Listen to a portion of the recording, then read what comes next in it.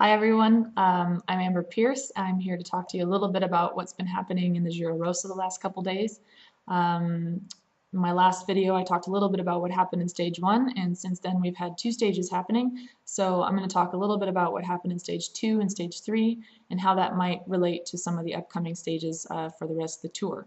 So looking back at stage 2 was another flat stage for the sprinters. I say flat, however there was one small climb.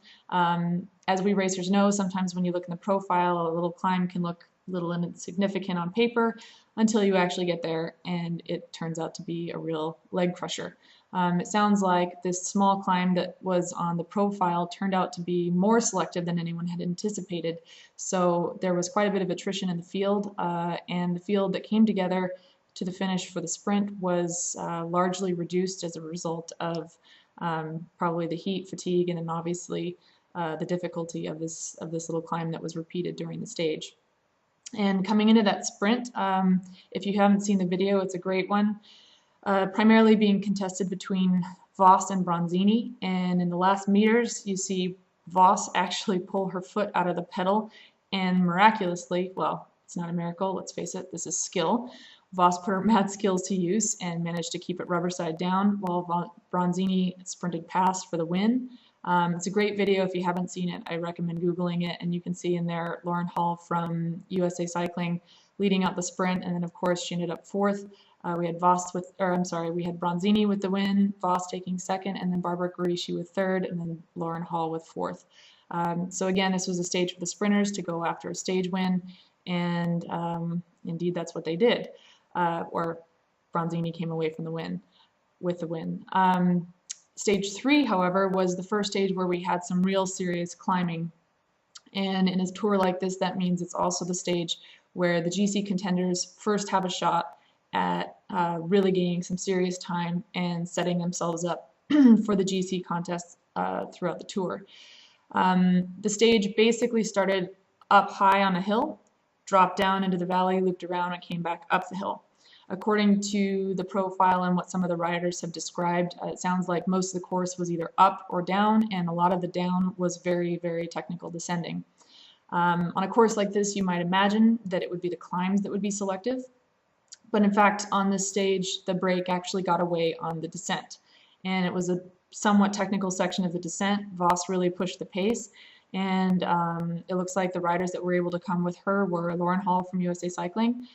We had Barbara Garici for Bayano, we had Scandalara, we had Tiff Cromwell for Orica AIS, and then of course Vos's teammate Lucinda Brand for Rabobank.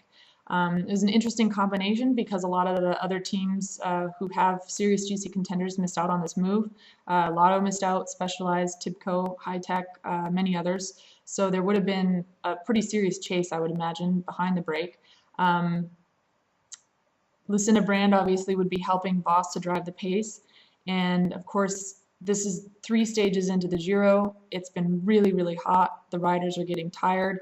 The GC contenders, who would be saving their energy during the first 2 flat stages, are looking to use that energy that they've saved on a day like today. So looking at the break, we have 2 major GC contenders, Vos for Rabobank and Tiff Cromwell for Orica AIS.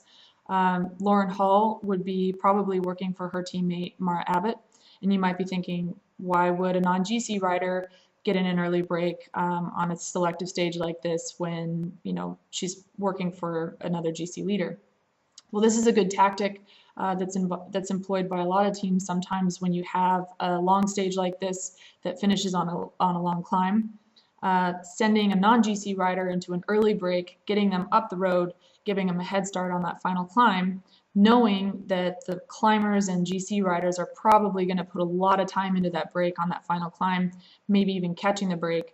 What that does is you send a rider up the road and they're there as a stepping stone. When the GC rider gets up to them, the GC rider then has somebody there to help them in the finishing kilometers of the race.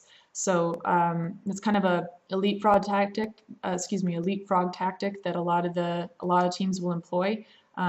Would have been a good one for today, but it looks like Vos was really driving the pace of this break, and eventually, through all these ups and downs and descents, The break dwindled one by one until it was just Voss and Cromwell together coming into the finish, or coming into the closing kilometers. And again, Voss employing her mad skills, really pushing the pace on these descents, really pushing the limit, and Cromwell doing everything that she can to go with her so that she can be there at the finish to contest the finish against Voss.